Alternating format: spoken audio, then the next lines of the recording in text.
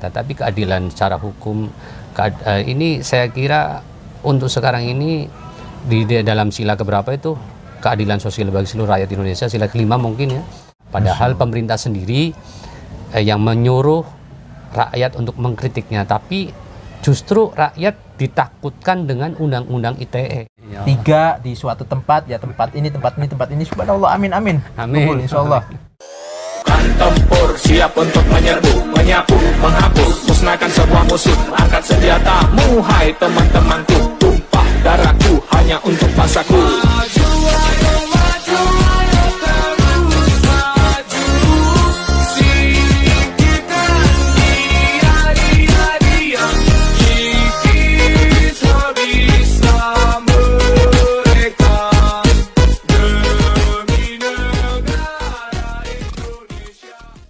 Jadi ini sudah menjadi sunatullah. Mas Guru, Masya Allah jawaban-jawaban dari antum ini. Cuman sebelum saya tutup nih, saya mau tanya sekali lagi terkait tentang Imam Besar Habib Muhammad Rizik ini ditangkap, tentang Habib Hanif ditangkap, Kiai Sobri, Habib Idrus, udah gitu Habib Ali dan lain-lainnya lah, sahabat-sahabat satu perjuangan gitu ditangkap. Dengan ditangkapnya beliau-beliau ini di dalam tahanan, maka banyak beredar berita-berita bahwasanya Habib Rizik sudah mulai mengajar, Habib Rizik sudah mulai mengajari daripada sholat, terus akhlak dan lain sebagainya, serta para habaib yang lainnya, ulama yang lainnya seperti Habib Hanif dan lain sebagainya. Itu pandangan antum gimana? Apakah ada nilai positifnya di dalam tahanan tersebut? Inilah Habib, inilah artinya di mana emas tetaplah emas dan kalau lumpur tetaplah lumpur. Jadi emas diletakkan di mana saja maka akan tetap punya harga jual yang sangat mahal. Yang dimaksud lumpur siapa?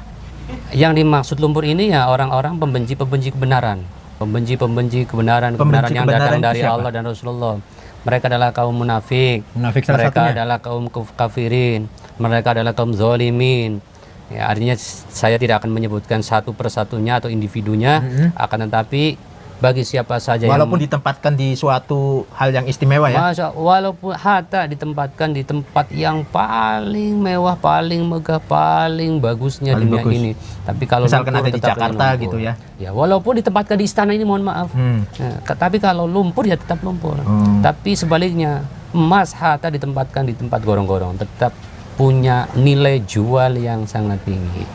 Inilah para pejuang-pejuang penegak hukum syariatnya Rasulullah Sallallahu Alaihi Wasallam.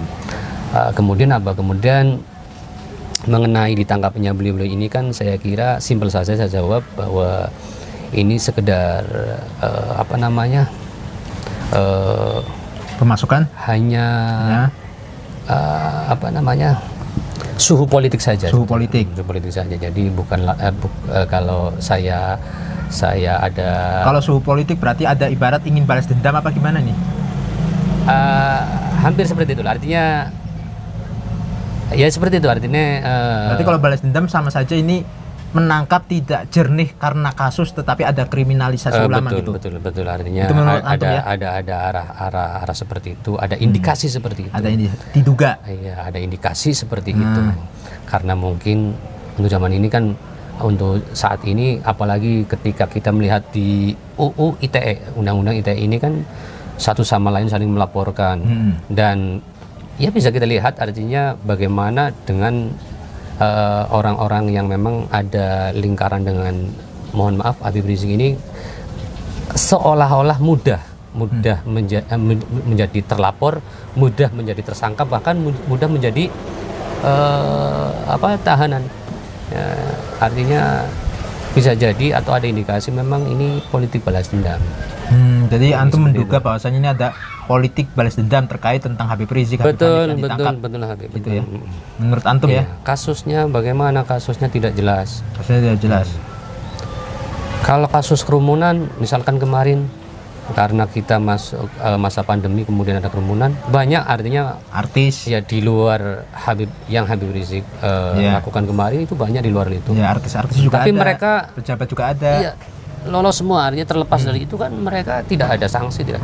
Kalau beliau sudah kemarin kalau memang ada denda sudah bayar denda.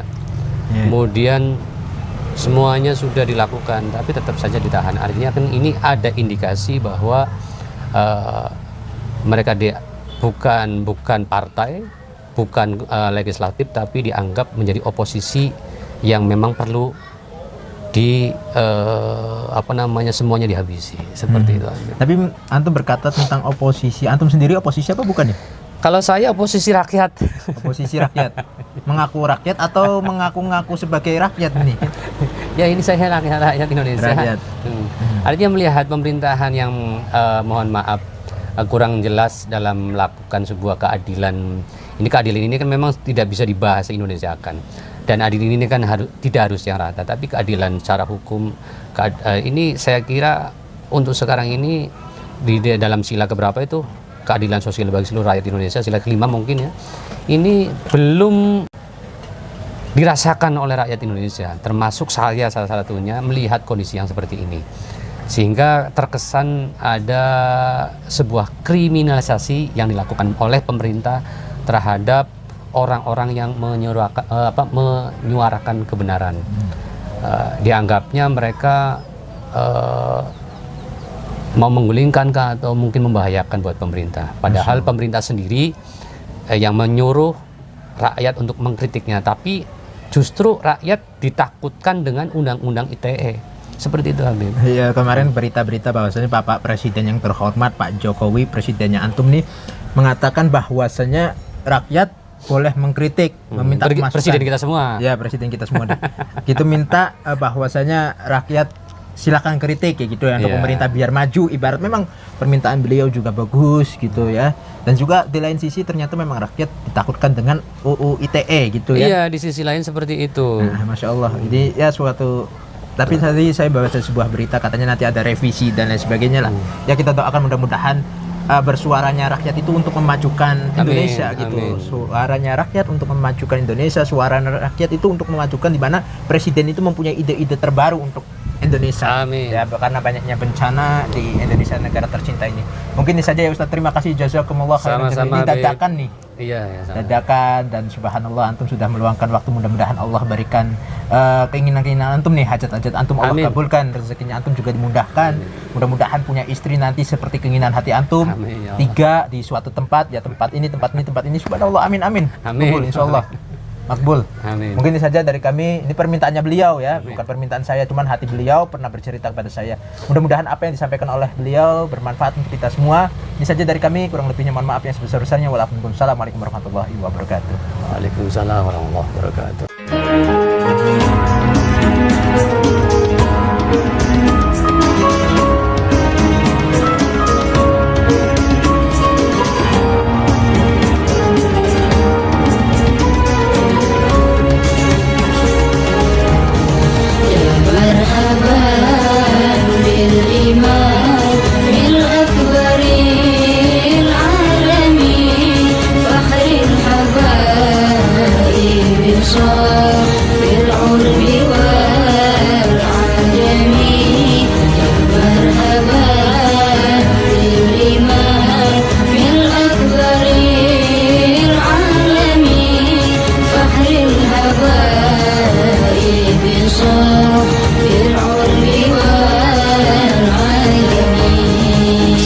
الشريف